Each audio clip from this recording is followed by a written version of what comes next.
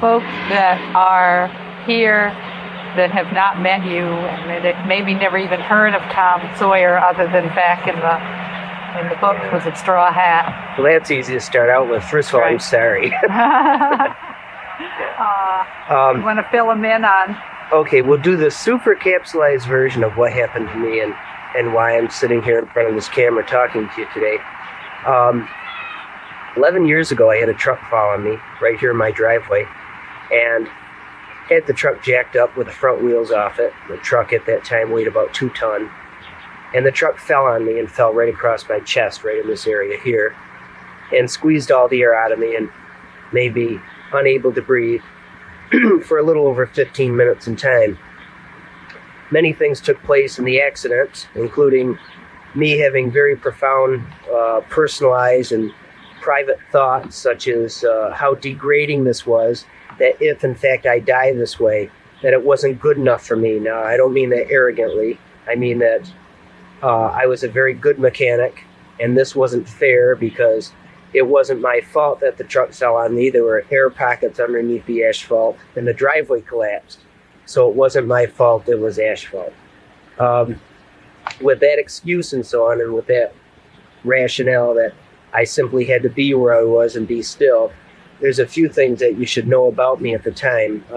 One of which was that 50 pounds ago, I was a national caliber athlete. I was in excellent physical shape, very strong. I was very assured of myself and my abilities. I was, as I mentioned, a good mechanic. I had the ability to hold my breath for over 3 minutes in time. I usually did my own work. It's not that I wouldn't allow anybody else to do work for me, but I was usually, very honestly, the most qualified, including working on my truck. So, I should also stereotype myself a little bit and tell you that at the time I was an agnostic. I had been brought up a Christian Catholic, and in spite of the so-called learning and making my communion and confirmation, around the age of 13, I decided that that was very bluntly just religious stuff, hocus pocus baloney, and that it really had no bearing on my personal life. In other words, very bluntly, I had no personal relationship with any kind of a God. With the truck falling on me, that changed very instantly and very dramatically. And it wasn't just that I almost died. It was very bluntly that I was able to see God and experience that.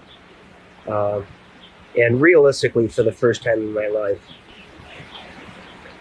Also, I was pretty much an all-American guy at the time. I was 33 years old and married with 2 children. At that time, my son Todd was 10 years old. He was assisting me working on the truck. And as soon as the truck fell, he ran in and called the paramedics. So some of the scientific information we get about the accident was, for instance, it was called in at 7:41 in the evening. And shortly after 8 o'clock that evening, the paramedics arrived at the driveway and rushed up to assist me in my extrication and my survival. During that time, many things happened. One of which was, as I was going unconscious after a couple of futile? Yeah, that's right, futile. I know it's something like that. Futile attempts to ward off the oxygen deprivation and the onset of the unconscious state, where you shake your head no and try real hard. Some intensive thoughts were in my head that it's more important to struggle and hang on and live than it is to just give in and die. And that was at the point where it was physically acceptable or okay to just give in and pass out, have all the pain and suffering and so on like that just go away. And in spite of that, I did care about life. An attitude like that is important the last few seconds of a traumatic experience or a state of disease, especially if it's terminal. And I felt that way, and I was appreciative of the last few seconds in time to struggle a little further. But I did get to the point of unconsciousness, and as I went unconscious, I had the experience of seeing, and when I say seeing, I don't necessarily mean seeing with my physical eyes. It was seeing At least hypothetically, the experience, it felt exactly the same as seeing. And what I was seeing was blotches or flashes of various colors. They were very beautiful. It was very enjoyable. I don't have any scientific explanation whatsoever for what this was or why I saw it in the way that I did, but I first tried to describe it and said that it was all the colors of the spectrum. And then I learned and realized that that includes infrared and ultraviolet. And I still say that it certainly was that. And that I experienced the extreme visual connotation of various colors. And colors such as opalescences, phosphorescences, fluorescences, that of course I have not been able to duplicate, and it was very enjoyable and nice. Well, with it, no explanation as to either exactly what that was or why I experienced it, even 11 years later, the experience went on to just having a state of unconsciousness. I had a feeling of being completely unconscious, everything blank, and nothing to describe at all, and then rather instantaneously having the experience of waking up from that state. And when I say waking up, I didn't get up because the truck was still on me. I didn't necessarily open my eyes or take a breath. I wasn't able to do that. So what we're really talking about is from a physically unconscious state where the last few heartbeats were experienced and my heart was stopped, and of course all the other organs were slowing down to the point, and this experience of absolutely waking up was just my mind and possibly some brain functioning going on. And the perceptions that I had is what I'm describing to you now. Those perceptions were feeling absolutely awake. Everything was vivid and clear. I had the same sensations as being able to hear accurately, see as well as I've ever seen, and I've always had good vision. Even though I'll describe to you paradoxically that there was no I lost my train of thought when a friend just drove by. Time. Yeah, there was a sense of timelessness. I realized that very bluntly there was no such thing as time. And in this timeless state, I had the experience of, for instance, trying to experience where am I, what's going on here, and looking around just as though you would do it physically. It was the same feeling, same sensations as that. Looking around and thinking, what in the world is this? Where am I? And being able to only see absolute darkness. There were no identifiable objects. It was absolutely black, opaque. And with this realization, even though I wasn't frightened by this was still comfortable, the next experience that I can describe to you is having that darkness or blackness just take the shape of a tunnel. Shape of a tunnel is the best description as far as I'm concerned. I've heard other people in the last 11 years say a funnel, a tube, an abyss, various other descriptions, but I like the idea of a tunnel because it's cylindrical. It extends forward, in my circumstance, to infinity. It was ever so slightly funnel shaped, allowing for the depth perception. With this realization and this sighting of this tunnel, I had the feeling that I was moving forward, and it was straightforward, well-balanced, comfortable, and through the center of this tunnel. That forward motion increased in speed, although there was not wind, vibration, sound. There was certainly a visual connotation of the tunnel flashing around me or me going through the center of it. But there were no G-forces like we would normally experience in acceleration. With this acceleration, however, the first empirical piece of knowledge that I gained from this out-of-body experience or near-death experience was that I realized, and I simply realized it, let's say intuitively, I realized that I attained the speed of light or possibly faster than the speed of light. At that time in my life, I didn't understand what that meant. I didn't realize that it was physically impossible.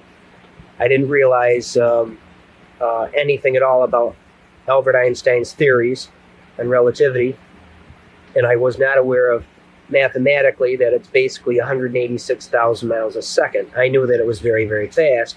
But more importantly and more accurately, I knew that whoever I was at that time, and I felt as though I was myself, Tom Sawyer and all my character and characteristics, that I was going or functioning at the speed of light. So whisking through this tunnel, the next thing that I'll describe to you is that way off and paradoxically to infinity was this minute little speck of light. That light was very profound. It was the first identifiable object that I was able to perceive or see. So I was eagerly anticipating, what is that? And isn't that beautiful? And with that realization, it was even more profound because that little speck of light way, way off in the distance was very bluntly the most beautiful thing that I'd ever experienced in my life. It was absolute total beauty. It was white. Sometimes we like to dress up white by saying blue-white. Like we try to grade diamonds and such. It was absolutely pure. It was brighter than something that would immediately blind you. It was the brightest thing that I'd ever experienced. Brighter than 100,000 carbon arcs or welder's torches. Various things of brightness that we could measure. It was at least the equivalent in brilliance of the supernova. It was also, other than beautiful, it represented a type of love that I'd never experienced. Now I can use the phrase unconditional love, although I wasn't familiar with that phrase at the time of this accident. As I got closer to it, it's incorrect for me to say that the light got better, because I'm trying to describe perfection for you. Once you attain perfection, you can't get better than that. You can't have something improved. And in spite of that dilemma, it is paradoxically accurate for me to say that it was more perfect, it was better and better. And in the last several years, a realization has come that if you have something that is perfect and you're observing it or you're experiencing it, it can't get any better. But you and your perceptions can get clearer and more accurate. So as I developed a better sense of what it was I was experiencing, that's where I have the sensation or the realization that things got better or clearer and more accurate. There was some type of a deceleration in this tunnel, because the next thing that I want to describe to you is that I was motionless. I was stopped at the end of the tunnel, and I had a realization, let's just call it intuitive again, that behind me was this tunnel. I did not turn around to verify it, say to turn around and look at it. It wasn't necessary. Much more importantly was before me, and then covering the entire vista before me, just totally engulfing everything, was the light. As I approached the end of that tunnel, I realized that the light itself was emanating from outside the end of the tunnel. It was not the very end of the tunnel. It was engulfing whatever the realm was outside this tunnel. And again, that might just be symbolism. It might just be a focused perception onto the aspect of the light. And once that perception is focused accurately enough to perceive any degree of it, then there's no longer the need for the symbolic tunnel or funneling or focusing. I like those phrases. It's interesting. I've never quite told it that way. I think it shines a little different light on the subject. Before me was the light, and instantaneously, and I want to emphasize instantaneously, the light emanated to me in a telepathic way. And, you know, let me first say and get out of the way that very bluntly, the light is God. The light is the light of Jesus Christ, the light of Buddha enlightened. And of course, if you're offended by this Eastern analogy that this man Buddha that I'm saying is also the light and God, I'm not saying that he, the man Buddha, is God. I'm saying that a man who became Buddha and extremely enlightened has passed on and is now in that light, and therefore godlike. That's what I'm describing. But as I first perceived it, I just perceived that the light emanated to me and made me understand that some most profound things, such as, and I'll role play again to describe the dialogue of sorts that I've kind of translated. For instance, the light emanated to me, Tom, you have to be where you are and in the condition that you are, and before you is the light, which is redundant because I was already experiencing that. You have an opportunity, Tom, to perceive or desire or ask any question, any series of questions. And regardless of what the question is or how intensive the knowledge is necessary to even understand a proper questioning, that as soon as you formulate the desire for such a question, that the absolute unequivocal correct answer will be emanated instantly back to you. Now, what I'm describing is a phrase that I've coined, which is very accurate, and it's superluminal telepathic communication. In that it's a telepathic type of rapport, just thought pattern to thought pattern, that functions at or faster than the speed of light. Little loose ends tied together, and this was not just logical deductive reasoning. This is something that I was shown and told as part of the experience. In other words, if you're so inclined to understand anything at all about clairvoyance, it would be a telepathic, clairvoyant type rapport that is extremely pure or functioning at such a speed that is outside the realm of this physical existence and outside time. If you function at the speed of light, you cease to function in what we know as in time. So your perceptions would be at the speed of light, and any kind of dialogue would be not held by the bonds of timelessness or timeliness, and that if you ask something, you can be given the answer simultaneously. I asked many questions, and to capsulize that, just to give you an idea of what would be a question that I would ask. Again, it's incorrect for me to say first question, second question, third question, because you're missing the point of the timelessness and missing the idea behind superluminal telepathic communication. But one of the questions, which in all probability would have been a first, would be, am I okay? And I didn't mean, am I alive or dead, because I'd already experienced my heart stopping and realizing that I was at least clinically dead. In that capacity, I was asking, am I okay? In other words, in God's eyes, am I all right? Am I okay? And I can kind of smile and brag and say thumbs up that for the moment being, at least, that everything was all right. And then the most profound questions, in hindsight of this experience, I would kind of damn myself and say, why didn't I ask for a particular cure to a type of cancer, so that now that I'm here and having had this experience, I could share that with a major university and be able to facilitate something that was not selfish or just about me and share it with the rest of the world.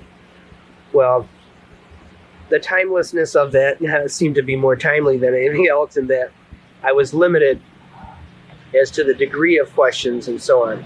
I wasn't limited to the type of question, but just the degree of my perceptions of what I needed to know before I went on with this experience. And one of those questions was very bluntly, what about the Jesus stuff? And in that capacity, understanding again that I was an agnostic at the time, but at least curious enough to know, like many people question, come on, all kidding aside, what about that Jesus stuff? I mean, is it real or isn't it? And, some people can have very profound faith, and they can fervently believe and follow Christianity and be a good Christian, and still that little bit of doubting Thomas in them saying, some of the fine details perhaps of who was Jesus the Christ, what is the Christ, what is the Christ light, where is it, how is it perceived, am I that, are you that? So very bluntly, I asked, what about the Jesus stuff? And of course, that's a translated version of the desire to know all that. So it was emanated, for the moment being at least, thumbs up in the affirmative, that it was okay. And that one singular question, that one desire, really the questions were answered. Was there this man, Jesus of Nazareth? Did he walk around and have a ministry, so to speak? Was he divine? Is he divine? Where is he now? In other words, what about all the Jesus stuff? And that was answered. I was able to see that, perceive it. Well, that's what I call the question and answer period. Part of that question and answer period was a realization that I had a choice. And the choice for me was that I could desire to return to normal life. And the instant that I had that desire, the instant that I perceived that or wished for that it would happen absolutely, and that there would be no strings attached, that as soon as I decided that I would wish to return to normal life, it would happen. The other half of that choice was that I could stay and become part of that light. And you have to understand first where I am and what I'm describing. I'm talking about perfection. I'm talking about the heaven state. I'm talking about God. And even though life is beautiful, we've got flowers around us and all kinds of relationships and learning experiences, what I'm really describing is an opportunity to finalize that and move on to the next stage in our lives, which is what we call after death. And of course, to be in that state of perfection is not much of a choice at all. Many other people I've found have a choice given to them, and they feel deep in their heart that they're unfinished business, that they have to come back for a reason, or that they're just not ready to die, or they can't quite handle this much right now, or that there's a selfishness of sorts, meaning that they don't feel it's proper for they to leave their children, or the many excuses why people would desire to return from a clinical death state, or what we call life after death. For me, it was not much of a choice at all. And I do have to interrupt the flow of this description and say that prior to my decision, I had to also have a complete total life review. And you cannot have a decision. A decision will not be allowed without the person's perception of their own life and perceived not only as they have lived it, but perceived with total knowledge, unconditional love, and learning experiences that you have learned subconsciously and superconsciously that you may not be intellectually or psychologically aware of. I had the life review, and I'll describe that in a minute or two, but I want to go on with the choice that I was given. I was given this choice, and only after having a life review, very bluntly, I chose to stay and become part of that light. The problem with that, and trying to sort this out with researchers and trying to describe people like yourself, is that there was a string attached to the decision to stay and become part of that light. And that it was emanated to me that if I decided to stay and become part of that light, that at that point, I would cease to function normally. I would no longer be exactly myself, that I would be an actual integral part of the light, or bear with me if I say that I would be light. And that would disallow me forever after to choose on my own decision, with my own characteristics and character, to return to normal life. So in other words, bluntly and simplistically, I could choose to return to normal life and it would happen. If I chose to stay, I would never be able to choose to return again. Well, now that you understand that, I did choose to stay and become part of that life. And as sorry as I feel for myself sometimes, I don't have any explanation as to exactly how, like manipulatively or physically speaking, exactly how I was able to return to normal life. Or if there's a rationale or a reason or an excuse, I was never told or shown a single or a multiple excuse or excuses for being here now. I'm pleased that I'm here now. I'm satisfied. I'm probably the happiest person that you will ever meet, generally speaking. I have my ups and downs. I have physical problems. I even have to experience major surgery at times. So all the very realistic parts of living are very much back in my life. And I do honestly at times feel a little selfish and a little sad, in other words, lonely for that state of perfection. I'm very eagerly anticipating my natural death. But this, what we call life, is temporary. And if it be for a job that I haven't finished, if it be that I was not really qualified and got kicked out of heaven, it doesn't really matter too much, the rationale behind it. The important point is that I have returned and that I've been very, very fortunate.